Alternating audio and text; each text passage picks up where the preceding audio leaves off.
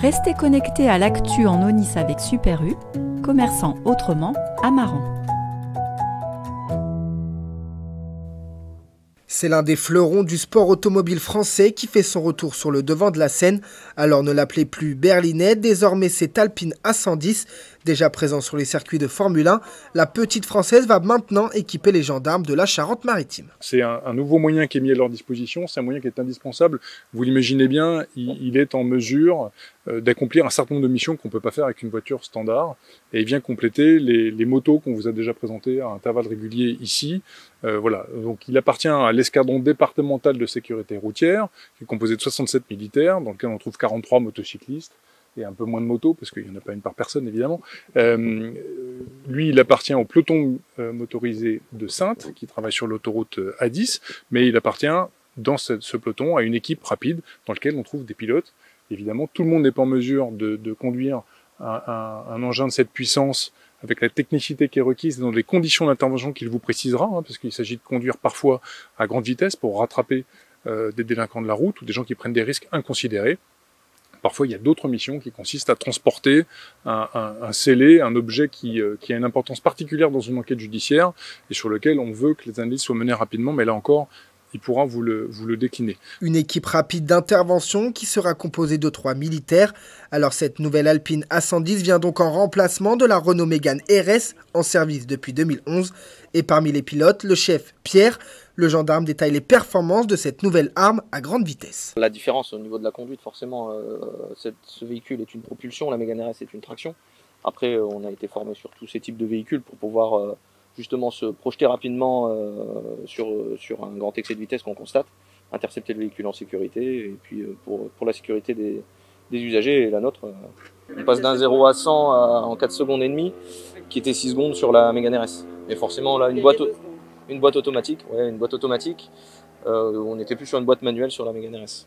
Après, c'est pas tant la vitesse de pointe qu'on recherche, nous, c'est l'accélération au démarrage, pour pouvoir justement rapidement se projeter sur l'autoroute, rapidement intercepter le véhicule qui est en infraction, faire cesser l'infraction et la stationner en sécurité à l'aide de notre panneau à message variable. Après la Subaru Impreza, la Seat Leon Cupra et la Renault Mégane RS, la gendarmerie revient aux traditions.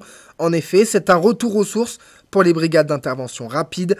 Les forces de l'ordre avaient déjà été équipées à partir de 1967 de la première berlinette Alpine A110, alors reine des rallyes des années 70. On vit en ce moment une grande époque, mais effectivement ça rappelle de bons souvenirs à une image qui est imprimée dans la mémoire des Français, d'un véhicule français, sportif, associé à une belle performance.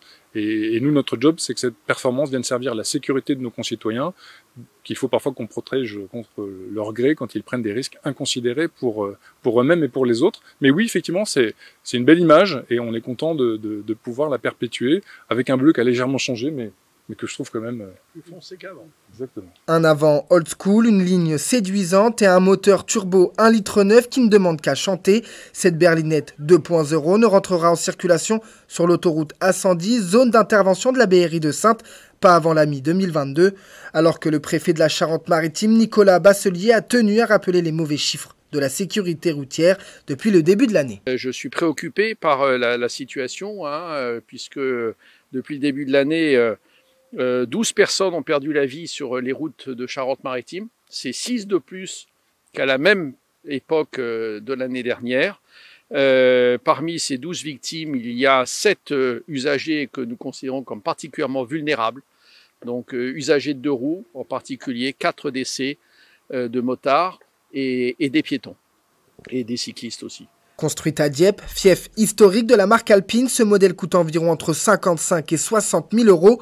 Une Alpine A110 aux couleurs de la gendarmerie tricolore, c'est un petit cocorico. En 2021, 11 600 excès de vitesse avaient été interceptés en Charente-Maritime. Avec ce nouveau bolide, les forçats de la route n'ont plus qu'à bien se tenir.